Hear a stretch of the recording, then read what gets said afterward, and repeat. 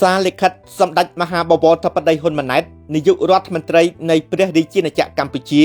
ថ្លែងក្នុងឱកាសទិវាជាតិអាកាសចរស៊ីវិលលើកទី1ថ្ងៃទី7ខែធ្នូឆ្នាំ2025សូមក្រាបថ្វាយបង្គំសម្ដេចព្រះមហាសង្ឃរាជទាំងពីរគណៈព្រះថេរានុថេរៈគ្រប់ព្រះអង្គជាទីគោរពសក្ការៈសម្ដេចទ្រង់ឯកឧត្តមលោកជំទាវលោកអ្នកអង្គញាលោកស្រីលោកស្រីពីបណ្ដាក្រុមហ៊ុនជាតិនិងអន្តរជាតិបងប្អូនជនរួមជាតិជាទីស្រឡាញ់រាប់អានក្នុងឱកាសទិវាជាតិអាកាសចរស៊ីវិលលើកទី1ថ្ងៃទី7ខែធ្នូឆ្នាំ2025ទូលព្រះបង្គំខ្ញុំព្រះករុណាក្នុងនាមរាជរដ្ឋាភិបាលនៃព្រះរាជាណាចក្រកម្ពុជាខ្ញុំសូមគាំទ្រនៅការកំណត់នៅប្រធានបទអាកាសចរស៊ីវិលដើរតួនាទីយ៉ាងសំខាន់ក្នុងការចូលរួមជំរុញសេដ្ឋកិច្ចទេសចរសង្គមនិងវប្បធម៌ឲ្យមានការរីកចម្រើនប្រកបដោយចីរភាពនៅព្រះរាជាណាចក្រកម្ពុជាដែលជាប្រធានបទដ៏សំខាន់មួយសម្រាប់បង្កើនការយល់ដឹងកាន់តែទូលំទូលាយក្នុងចំណោមពលរដ្ឋទូទាំងប្រទេស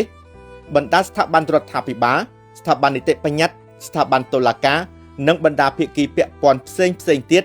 អំពីសារៈសំខាន់នៃវិស័យអាកាសចរស៊ីវិលមិនគ្រាន់តែចូលរួមចំណែកក្នុងការរក្សាបាននិងលើកកម្ពស់នូវសុវត្ថិភាពនិងសន្តិសុខដល់បងប្អូនជនរួមជាតិក្នុងការធ្វើដំណើរតាមផ្លូវអាកាសប៉ុណ្ណោះទេ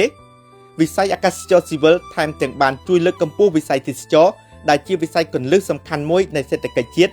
តាមរយៈការកែលម្អសេវាកម្មអាកាសចរនិងការសាងសង់អាកាសយានដ្ឋានទំនើបបានធ្វើឲ្យមានការទាក់ទាញភ្ញៀវទេសចរច្រើនជាងមុនមកពីបណ្ដាប្រទេសនានាជុំវិញពិភពលោកដោយជួយបង្កើនចំណូលជាតិបង្កើតការងារនិងឱកាសអាជីវកម្មថ្មីលើសពីនេះទៅទៀតវិស័យអាកាសចរស៊ីវិលក៏ជួយលើកស្ទួយការរីកចម្រើនសង្គមនិងវប្បធម៌ដោយតាមរយៈការតភ្ជាប់ការហោះហើរតាមផ្លូវអាកាសកាន់តែច្រើន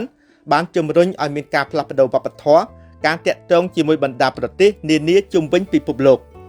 តាំងនាមរាជរដ្ឋាភិបាលនៃព្រះរាជាណាចក្រកម្ពុជាខ្ញុំព្រះករុណាខ្ញុំសូមសម្ដែងនៅអំណរសាទរនិងចូលរួមជាមួយរដ្ឋលេខាធិការដ្ឋានអាកាសចរស៊ីវិលនិងអង្គការអាកាសចរស៊ីវិលអន្តរជាតិក្នុងការប្រារព្ធទិវាអាកាសចរស៊ីវិលអន្តរជាតិនៅថ្ងៃទី7ខែធ្នូជារៀងរាល់ឆ្នាំក្នុងគោលបំណងដើម្បីជួយបង្កើតនិងពង្រឹងការយល់ដឹងនៅព្រះរាជាណាចក្រកម្ពុជានិងទូទាំងពិភពលោកអំពីសារៈសំខាន់នៃអាកាសចរស៊ីវិលក្នុងការចូលរួមជំរុញសេដ្ឋកិច្ចទេសចរសង្គមនិងវប្បធម៌ឲ្យមានការរីកចម្រើនប្រកបដោយចីរភាពវិស័យអាកាសចរស៊ីវិលក្រោមគំនិតផ្ដួចផ្ដើមប្រកបដោយគតិបណ្ឌិតនិងទស្សនវិស័យវែងឆ្ងាយរបស់សម្ដេចអគ្គមហាសេនាបតីតេជោហ៊ុនសែនអតីតនាយករដ្ឋមន្ត្រីនិងបច្ចុប្បន្នជាប្រធានព្រឹទ្ធសភាក្នុងការដាក់ឲ្យអនុវត្តគោលនយោបាយបើកចំហជើងមេឃដែលបានដាក់ចេញកាលពីឆ្នាំ1999បាននឹងកំពុងដើរតួនាទីយ៉ាងសំខាន់ក្នុងការបង្កើនលំហូរអ្នកដំណើរនិងទំនិញតាមផ្លូវអាកាសដើម្បីរួមចំណែកអភិវឌ្ឍទេសចរធុរកិច្ចពាណិជ្ជកម្មនិងការផ្សារភ្ជាប់ទំនាក់ទំនងសង្គមកាន់តែច្រើនក៏ដូចជាការចូលរួមចំណែកបង្កើនចំណូលថវិកាជាតិក្រោមយន្តការនៃការធ្វើសេរីភូមិពាណិជ្ជកម្មនៃការដឹកជញ្ជូនតាមផ្លូវអាកាសទ្វេភាគីនិងពហុភាគីអាស៊ានលទ្ធផលនៃការដឹកជញ្ជូនតាមផ្លូវអាកាសក្នុងរយៈពេល10ខែនៃឆ្នាំ2025នេះព្រះរាជាណាចក្រកម្ពុជាមានក្រុមហ៊ុនអាកាសចរក្នុងស្រុកនិងបរទេសចំនួន35ដែលកំពុងតភ្ជាប់ជើងហោះហើរជាមួយ16ប្រទេសនិង39ទីក្រុងដោយក្នុងនោះបានតភ្ជាប់ទៅកាន់8ប្រទេសក្នុងតំបន់អាស៊ានប្រទេសចិនប្រទេសកូរ៉េខាងត្បូងតំបន់រដ្ឋបាលពិសេសហុងកុងកោះតៃវ៉ាន់ប្រទេសឥណ្ឌាប្រទេសកាតាប្រទេសអេមីរ៉ាតអារ៉ាប់រួមនិងប្រទេសជប៉ុនហើយបានទទួលអ្នកដំណើរតាមផ្លូវអាកាសជាង5លាន7សែននាក់ពលគឺមានការកើនឡើង 14% ធៀបនឹងកំឡុងពេលដូចគ្នានៅក្នុងឆ្នាំ2024ដែលមានចំនួនត្រឹមតែ5លាននាក់ទន្ទឹមនឹងការជំរុញការដឹកជញ្ជូនតាមផ្លូវអាកាសនៅកម្ពុជាការអភិវឌ្ឍហេដ្ឋារចនាសម្ព័ន្ធអាកាសយានដ្ឋានអន្តរជាតិត្រូវបានពង្រឹងនិងពង្រីកជាលំដាប់ដោយក្នុងនោះក្នុងរយៈពេល3ឆ្នាំចុងក្រោយនេះវិស័យអាកាសចរស៊ីវិលកម្ពុជាបានសម្រេចដាក់ដំណើរការអាកាសយានដ្ឋានអន្តរជាតិថ្មីចំនួន3ក្រោមទឹកប្រាក់វិនិយោគសរុប$3,600 លានរួមមានអាកាសយានដ្ឋានអន្តរជាតិសៀមរាបអង្គរប្រភេទ 4E ក្រោមទឹកប្រាក់វិនិយោគ$1,100 លានជាគម្រោង Build Operate Transfer BOT ដែលបានសម្ពោធដាក់ដំណើរការឆ្នាំ2023អាកាសយានដ្ឋានអន្តរជាតិ Darasaco ប្រភេទ 4D ក្រោមទឹកប្រាក់វិនិយោគ$200 លាន ជាគម្រោង BOO ដែលបានសម្ពោធដាក់ដំណើរការឆ្នាំ2024 អាកាសយានដ្ឋានអន្តរជាតិដេជោប្រភេទ 4F និងហេដ្ឋារចនាសម្ព័ន្ធតភ្ជាប់នានាក្រោមទឹកប្រាក់វិនិយោគ$2,300 លានដែលបានសម្ពោធដាក់ដំណើរការកាលពីថ្ងៃទី20 ខែតុលាឆ្នាំ2025 ការប្រារព្ធទិវាជាតិអាកាសចរស៊ីវិលលើកទី1នៅថ្ងៃទី7 ខែធ្នូឆ្នាំ2025នេះត្រូវបានរៀបចំឡើងគឺដើម្បីចូលរួមអនុវត្តគោលនយោបាយជាតិស្តីពីការដឹកជញ្ជូនតាមផ្លូវអាកាសឆ្នាំ2025-2035ដែលបានសម្រេចដោយកិច្ចប្រជុំពេញអង្គគណៈរដ្ឋមន្ត្រីកាលពីថ្ងៃទី4 ខែមេសាឆ្នាំ2025និងស្របតាមស្មារតីរបស់អង្គការអាកាសចរស៊ីវិលអន្តរជាតិ ICAO ផងដែរដែលបានបង្កើតនិងប្រារព្ធពិធីទិវាអាកាសចរស៊ីវិលពិភពលោកជារៀងរាល់ឆ្នាំនៅថ្ងៃទី7 ខែធ្នូក្នុងគោលបំណងប្រារព្ធខួបនៃការចុះហត្ថលេខាអនុសញ្ញាស្តីពីអាកាសចរស៊ីវិលអន្តរជាតិដែលត្រូវបានគេស្គាល់ថាជាអនុសញ្ញា Chicago និងបង្កើនការទាក់ទាញវិស័យអាកាសចរស៊ីវិលពិភពលោកក្នុងនាមរាជរដ្ឋាភិបាលនៃព្រះរាជាណាចក្រកម្ពុជាខ្ញុំសូមកោតសរសើរនិងវិយតម្លៃខ្ពស់ចំពោះថ្នាក់ដឹកនាំរបស់រដ្ឋលេខាធិការដ្ឋានអាកាសចរស៊ីវិលជាពិសេសឯកឧត្តមបណ្ឌិតម៉ៅហាវ៉ាណារដ្ឋមន្ត្រីទទួលបន្ទុករដ្ឋលេខាធិការដ្ឋានអាកាសចរស៊ីវិលនិងមន្ត្រីរាជការគ្រប់លំដាប់ថ្នាក់ដែលបានចូលរួមចំណែកក្នុងការអភិវឌ្ឍវិស័យអាកាសចរស៊ីវិលនិងអនុវត្តការកែតម្រង់វិស័យអាកាសចរស៊ីវិលប្រកបដោយប្រសិទ្ធភាព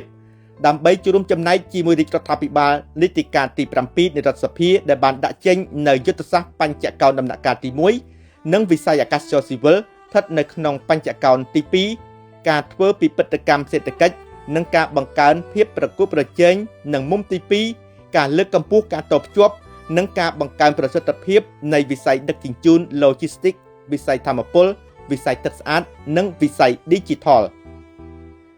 ជាមួយគ្នានឹងការគាំទ្រនៅប្រធានបទអាកាសចរស៊ីវិលដើរតួនាទីយ៉ាងសំខាន់ក្នុងការចូលរួមជំរុញសេដ្ឋកិច្ចទេសចរសង្គមនិងវប្បធម៌ឲ្យមានការរីកចម្រើនប្រកបដោយចីរភាពនៅព្រះរាជាណាចក្រកម្ពុជាទូលព្រះបង្គំខ្ញុំព្រះករុណាក្នុងនាមរាជរដ្ឋាភិបាលនៃព្រះរាជាណាចក្រកម្ពុជាដាក់ចេញនូវវិធានការនិងណែនាំដល់រដ្ឋលេខាធិការដ្ឋានអាកាសចរស៊ីវិលនិងគ្រប់ភាគីពាក់ព័ន្ធមកពីស្ថាប័នរដ្ឋនិងឯកជនដូចខាងក្រោមទី1រៀបចំពិធីតាំងពិព័រណ៍អាកាសចរដើម្បីដាក់តាំងបង្ហាញសមិទ្ធផលអាកាសចរនានាដែលបានសម្រេចក្នុងឆ្នាំនីមួយៗទី2រៀបចំកម្មវិធីដំណើរទស្សនកិច្ចរបស់សិស្សនិងនិស្សិតនៅតាមគ្រឹះស្ថានអប់រំដើម្បីទស្សនាលើប្រតិបត្តិការជាក់ស្ដែងអាកាសយានដ្ឋានអន្តរជាតិក្រុមហ៊ុនអាកាសចរជាតិនិងក្រុមហ៊ុនគ្រប់គ្រងចរាចរណ៍តាមផ្លូវអាកាសទី3រៀបចំកម្មវិធីឃោសនាអប់រំស្ដីពីការគ្រប់គ្រងសន្តិសុខនិងសុវត្ថិភាពអាកាសចរនិងការប្រើប្រាស់បច្ចេកវិទ្យាថ្មីៗក្នុងវិស័យអាកាសចរស៊ីវិល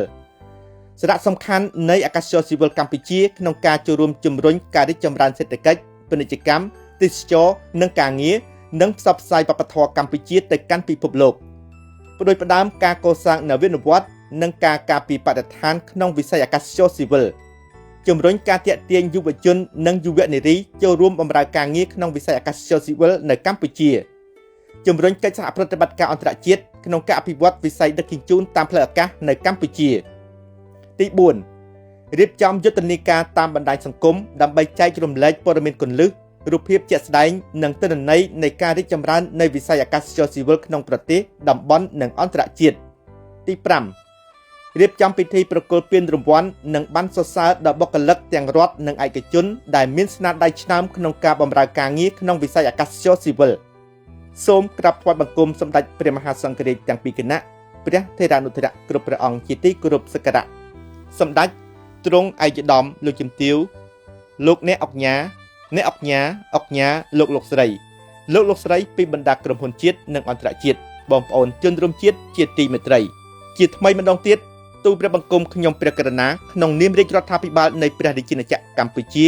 សូមថ្លែងអំណរគុណដល់រដ្ឋលេខាធិការដ្ឋានអាកាសចរស៊ីវិលបណ្ដាក្រសួងស្ថាប័នជាតិក្រុមហ៊ុនឯកជនជាតិអន្តរជាតិក្រុមហ៊ុនអាកាសចរជាតិអន្តរជាតិអង្គការអន្តរជាតិដៃគូអភិវឌ្ឍជាតិអន្តរជាតិអាជ្ញាធរដែនដីគ្រប់លំដាប់ថ្នាក់ប្រជាពលរដ្ឋទាំងអស់ដែលបានចូលរួមអភិវឌ្ឍវិស័យអាកាសចរឲ្យមានការរីកចម្រើនដូចសពថ្ងៃជាទីបញ្ចប់ក្នុងឱកាសទិវាជាតិអាកាសចរស៊ីវិលលើកទី1នាថ្ងៃទី7 ខែធ្នូឆ្នាំ2025 ទូលព្រះបង្គំខ្ញុំព្រះករុណាក្នុងនាមរាជរដ្ឋាភិបាលនៃព្រះរាជាណាចក្រកម្ពុជាសូមថ្វាយព្រះពរនិងប្រគេនព្រះពរជូនចំពោះសម្ដេចព្រះមហាសង្ឃរាជទាំងពីរគណៈព្រះថេរានុថេរៈគ្រប់ព្រះអង្គជាទីគោរពសក្ការៈសម្ដេចទ្រង់ឯកឧត្តមលោកជំទាវលោកអ្នកអង្គញាលោកស្រីក្រុមហ៊ុនជាតិនិងអន្តរជាតិបងប្អូនជនរួមជាតិជាទីគោរពស្រឡាញ់ទាំងអស់សូមសំប្រកបដោយពុទ្ធពរទាំង4ប្រការគឺអាយុវណ្ណៈសុខៈពលៈកុំបីឃ្លៀងឃ្លាតឡើយថ្ងៃសុក្រ15កើតខែមករាឆ្នាំម្សាញ់សប្បដស័កពុទ្ធសករាជ2569